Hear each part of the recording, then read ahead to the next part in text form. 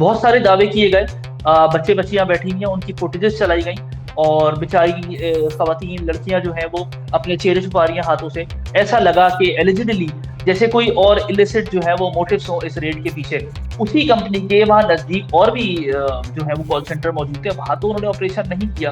खासतौर पे कराची शहर में आप कोई भी इलीगल काम करते हैं, आपको बड़ी इजीली हो जाता है, आपको पता है कि आपने राइट प्लेस पे राइट अमाउंट पहुंचाना है, कि इस मुल्क में जो है वो कोकेन जैसे ड्रग्स या कॉन्ट्राबैंड जैसे जो कारोबार है वो मोतबर समझे जाते हैं, बजाय के लोग आके रातों को जागे और 9 9 घंटे जो है वो मेहनत करें। जितने भी कॉल सेंटर्स लीगल हैं, इंक्लूडिंग दिस वन जहाँ पे रेड हुई, इनको पाकिस्तान सॉफ्टवेयर एक्सपोर्ट बोर्ड पीसेब एक white listed IP IP address designate करता है, जो कि इनकी इंडिपेंडेंट आईपी होती है। अगर ये लोग इलीगल काम कर रहे होंगे तो वो पीसेब खुद ही मॉनिटर करेगा, पीटीए खुद ही मॉनिटर करेगा। अस्सलाम वालेकुम नाज़रीन, मोहम्मद कदाफ़ी फिर हाजिर है नए दौर के प्लेटफॉर्म से। नाज़रीन, हमारे बड़े ही प्यारे गेस्ट शहरियार जाफरी साहब हमारे साथ मौजूद हैं। सीनियर जर्नलिस्ट हैं, बहुत से मुख्तलिफ जो ऑर्गेनाइजेशन है, न्यूज़ नेटवर्क्स हैं, उनके साथ इन्होंने काम किया है।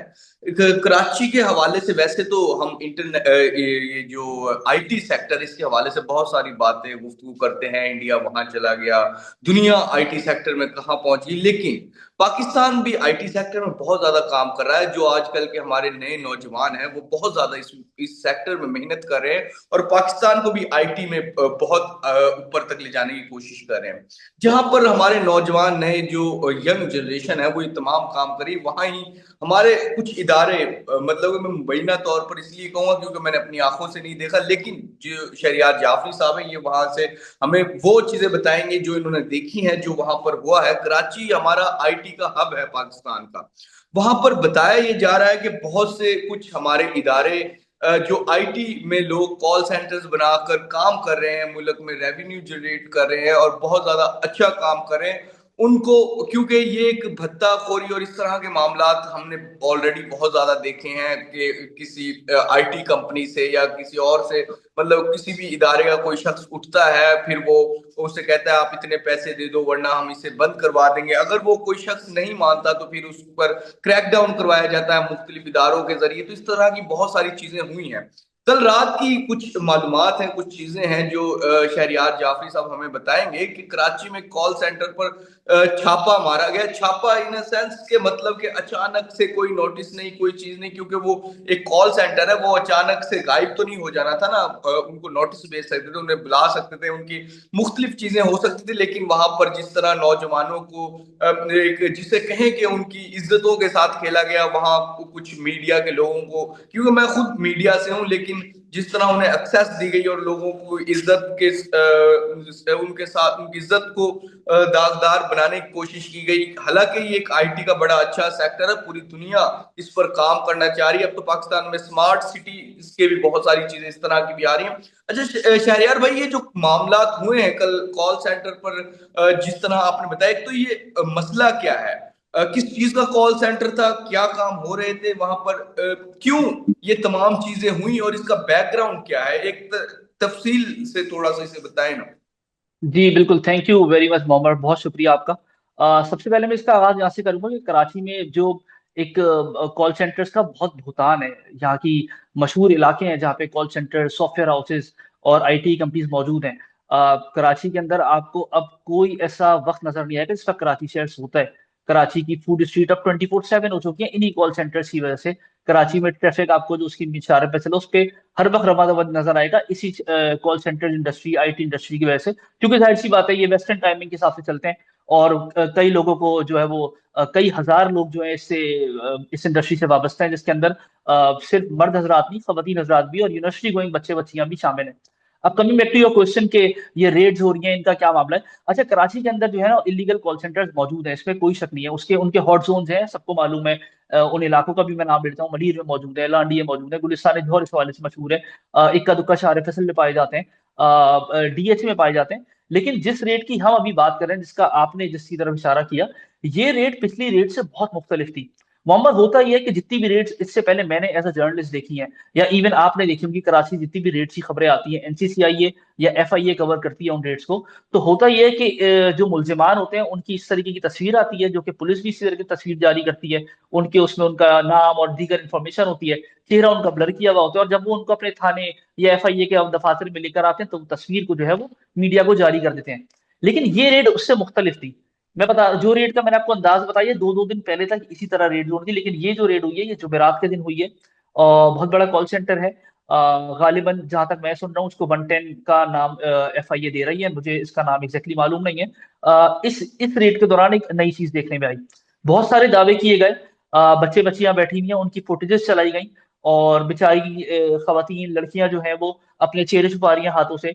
और एक दो फुटेजेस मैंने ऐसी भी देखी जिसके अंदर मोबाइल में जो है वो लड़के बिठाए हुए हैं, यंग लड़के हैं, और वो अगर चेहरा छुपा रहे हैं तो वो उनसे मुगलजात बकी जा रही हैं एहलकारों की जानिब से, और बाकायदा गालियां बकी जा रही हैं उनको, और हत्या की इज्जत उनकी जो है वो मजरू की जा रही है। तो इस तरह का रवैया इस रेड के अंदर अपनाया गया, जिसमें मुझे कुछ ऐसा लगा कि एलिजिडली जैसे कोई और इलिसिट जो है वो मोटिव्स हो इस रेड के पीछे। और मैंने फिर उस दफ्तर के बाहर से गुजरा, मैंने कहा शायद सील लगा दी होगी। जिस तरह आमतौर पे कोई भी पाकिस्तान का इदारा जब रेड करता है तो सील लगा देता है कि भाई ठीक है आइंदा ये ऑपरेशन नहीं होगा। तो उधर सील नहीं लगाई गई। उसी कंपनी के वहां नजदीक और भी जो है वो कॉल सेंटर मौजूद थे, वहां तो उन्होंने ऑपरेशन नहीं किया। और आप ये देखें कि FIR हुई, उसके बाद कोर्ट ने कुछ लोगों को बेल दे दी है, कुछ लोगों को मजीद बेल दे दी जाएगी इसके अंदर से।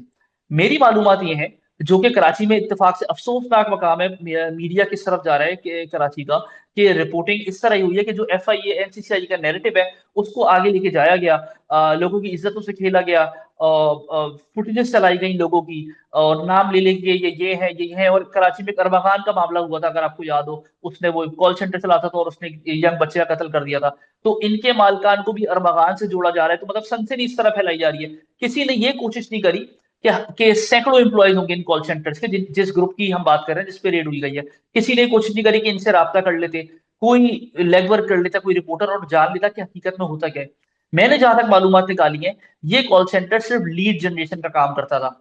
यानी अमेरिका में मौजूद कंपनियां जो है वो अपना बिजनेस इनको आउटसोर्स करती है कि ये ऑपरेशन आप रन करेंगे, और इस हद तक रन करने के बाद जो है ये ऑपरेशन आप हमें फराम करेंगे, और इससे आगे की जो कहानी है, जो प्रोसीजर है, वो हम इसके ऊपर आगे लेके चलेंगे।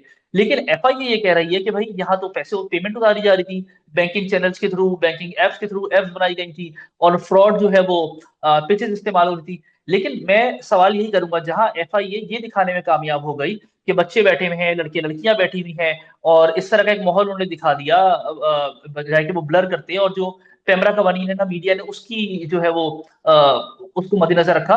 वहां पे वो इतना भी दिखा देते, वो बैंकिंग एप्स के स्क्रीनशॉट दिखा देते, इससे मजीद चीजें दिखा देते, डेटा तो उनके पास बहुत होगा। जब वहां वो मौजूद है तो नजर आ रहा है कंप्यूटर स्क्रीन खुली हुई है। तो इस हद तक वो नहीं गए। तो ये नजर यही आ रहा है कि लाहौर में मौजूद, आप मुझसे बेहतर जानते हैं, आप इस्लामाबाद में बैठे हैं, डकी भाई का केस भी इसी तरीके का था, कि जब FIA ने उनको अरेस्ट किया, NCCI ने उनको अरेस्ट किया, तो कितने बड़े बड़े दावे किए गए थे। तो फिर उसके बाद क्या हुआ, उसका ड्रॉप केस क्या हुआ?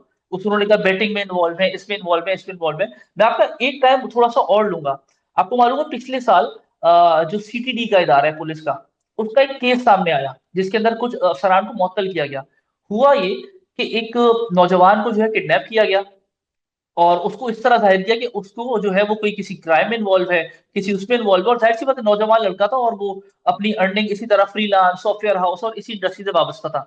आप यकीन जाने तमाम मीडिया हाउसेस ने उसको रिपोर्ट किया, तमाम जो क्रेडिबल चैनल है, Friday Times, Dawn, Express Tribune, और तमाम जो इलेक्ट्रॉनिक मीडिया था उन्होंने रिपोर्ट किया। $3,40,000 उसके अकाउंट से उसी वक्त उसको गाड़ी में बिठाए रखा, अरेस्ट किए हुए, उसके उसके अकाउंट से मुख्तलिफ अकाउंट्स के अंदर ट्रांसफर किए गए, और उसको छोड़ा गया। अच्छी बात ये थी कि उसने कंप्लेन करी। बिल्कुल, जो ये आप बता रहे हैं ये किसी पुलिस पुलिस ऑफिसर ने किया था? जी जी जी, इसके अंदर पुलिस अफसरान के नाम थे, जिनको बाद में सस्पेंड भी किया गया। एक जो है वो बड़े पुलिस अफसरान का भी नाम इसमें था, जो रिसेंटली रिटायर हुए हैं, लेकिन वो इस केस से जो है वो क्योंकि क्लियर कर दिए गए थे, रिटायर हो गए, तो इसलिए मैं उनका तो नाम नहीं, ये जो नहीं ले रहा। जिन कॉल सेंटर्स की आप बात करें उनसे भी कोई पैसों की बात, कोई इस तरह की चीज, कुछ कुछ इस तरह के मामला उनके साथ भी हुए? एलिजिबिलिटी ऐसा ही है। आप कोई एग्जांपल दूंगा, कराची में अगर पुलिस है तो वो क्राइम कंट्रोल नहीं कर सकती। यहाँ पे अगर सिंध बिल्डिंग कंट्रोल अथॉरिटी है तो वो बिल्डिंग्स को कंट्रोल नहीं कर सकती। यहाँ पे गुल सेंटर जैसे वाकयात हो जाते हैं। और यहाँ पे अगर NCCI और FIA साइबर क्राइम को कंट्रोल करने आई है, तो वो बाहिर तो ऑपरेशन या रेड करते हुए नजर आते हैं, लेकिन जितने भी ऑपरेशन उन्होंने करे उसका कोई मंतकी अंजाम मुझे आपको तो नजर नहीं आया। 2022 में मैं आपको लेके जाऊंगा, एक कंपनी थी डिजिटॉनिक्स नाम की, उसको मैंने खुद एक्स्ट्रा ट्रिब्यून के लिए कवर किया। डिजिटॉनिक्स पे रेड पड़ती है, उसके बाद 2 हफ्ते तक वो खबरों में जो है वो रहती है वो रेड। और एलिजिडली वो क्या कहते हैं, जो एग्जैक्ट के मालिक थे और बोल TV के साबिक मालिक थे, शुएब शेख, जब ये बात सामने आई कि ये उनके कहने पे रेड की गई है, क्योंकि वो जो बच्चे जो डिजिट्रॉनिक्स कंपनी चला रहे थे वो उनके साबका एम्प्लॉयज थे। तो वो पूरा एक साजिशाना था, उसके तहत वो रेड की गई और बड़े बड़े इल्जाम लगाए गए कि अमेरिका से जो है वो इंस्ट्रक्शंस आई थी रेड के लिए, और ये वो फलाना ढिमकाना। तकरीबन तमाम सीनियर जो अफसरान थे FIA साइबर क्राइम कराची के, डिप्टी डायरेक्टर, डायरेक्टर लेवल के, एडिशनल डायरेक्टर, ये तमाम मुअत्तल हुए और इन सबको इस्लामाबाद भेजा गया। तो ये रेट इस तरह की पहले भी होती रही है। मीडिया इसमें कैरीड अवे हो जाता है, सनसनीखेजी फैलाई जाती है, कंटेंट क्रिएशन का दौर है, तो कोई इसके अंदर लेग वर्क नहीं करता, कोई इसको इन्वेस्टिगेट नहीं करता। जो बेचारे बच्चे काम कर रहे हैं, यूनिवर्सिटी गोइंग स्टूडेंट्स है, मैं जानता हूँ ऐसे ऐसे बच्चे जो कि अपनी फीस इन जगहों पे जॉब करके निकालते हैं। बेसिकली लोअर मिडिल क्लास अपने आप को एलिवेट कर रही है इस इंडस्ट्री से एसोसिएट होके। लेकिन ऑब्वियसली हम ये भी देख रहे हैं कि फिर ब्रेन ड्रेन हो रहा है। लोग अगर अमेरिका, कनाडा, इंग्लैंड नहीं जा सकते तो इटली जैसे सस्ते ममालिक चले जाते हैं यहाँ से जान छुड़ा के, मतलब अगर यहाँ पे पीस ऑफ माइंड या उनको नौकरी करने के मौके इस तरीके से नहीं दिए जाएंगे, तो वो जर्मनी, इटली और यूरोपियन ममालिक जो है वो दीगर वहां पे फिर इसी वजह से पाकिस्तान में ब्रेन ड्रेन हो रहा है, जहां तक मुझे लगता है। बिल्कुल बिल्कुल। अच्छा सर, जहां तक मुझे आपकी बात से लगा, और वैसे भी अगर हम देखें कि जो कोकेन डीलर थी उनको हथकड़ी भी नहीं लगाई जाती, और उनको जो पिंकी उर्फ अनमोल इस तरह करके जिनका नाम था, इतनी पावर उसके पास है, उसको हथकड़ी नहीं, वो अभी कुछ दिन में बाहर आ जाएगी। और दूसरी तरफ आईटी सेक्टर, मतलब कि कोकेन का जो धंधा है वो ज्यादा अच्छा है कि उसको तो इतनी रिस्पेक्ट मिल रही है। जो आईटी सेक्टर पूरी दुनिया में, पाकिस्तान जिसमें काम करना चाह रहे हैं नए नौजवान, उनको उन पर रेड्स हो रही हैं, उनको उनको मतलब कि जहां वो बैठ के काम कर रहे हैं, वहां भी उनको आराम से काम नहीं करने दिया जा रहा। तो आपको क्या लगता है कि ये मतलब कोकेन का काम ज्यादा, फिर इसका मतलब है कि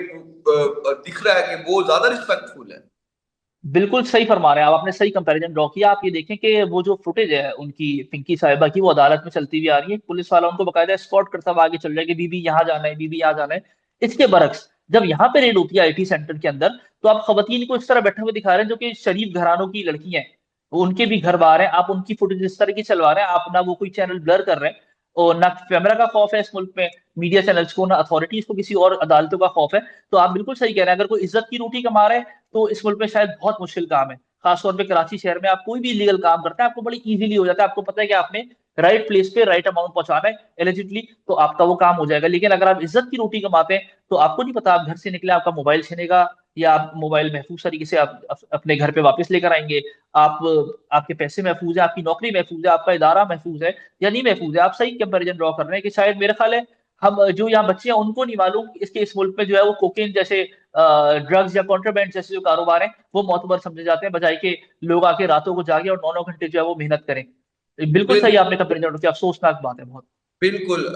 इंतहाई अफसोसनाक बात है कि जिस तरह आईटी के बच्चों को तंग किया जा रहा है कराची जैसे बड़े शहर में, जहां 62। जी जी, बताएं मैं एक शहरियार बात कुछ। और एक बात और मैं आपको यहाँ पे बताना चाहूंगा कि जितने भी कॉल सेंटर्स लीगल हैं, इंक्लूडिंग दिस वन जहाँ पे रेड हुई, इनको Pakistan software export board, PSEB, एक white listed IP IP address designate करता है, जो कि इनकी इंडिपेंडेंट IP होती है।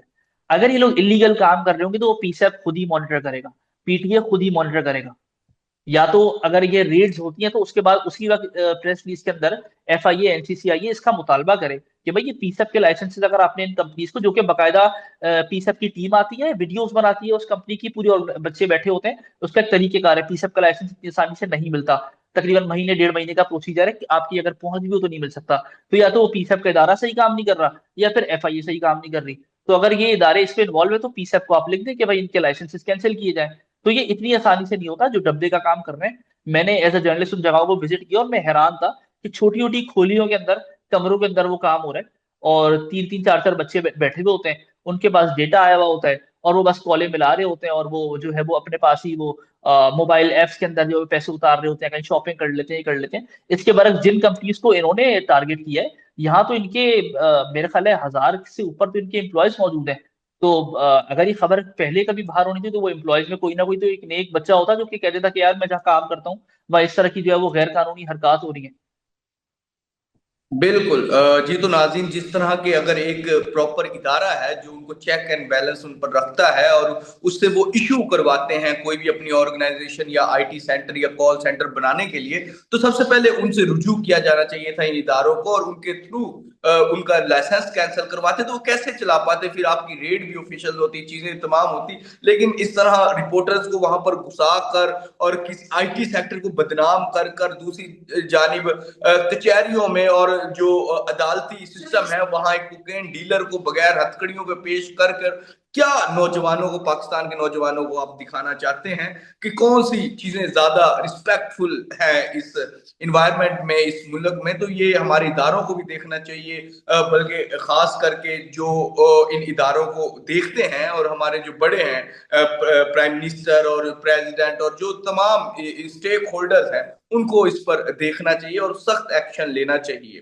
फिलहाल के लिए नाजिन मोहम्मद कजाफी को और शहरयार जाफरी को नया दौर से इजाजत दीजिए। खुदा।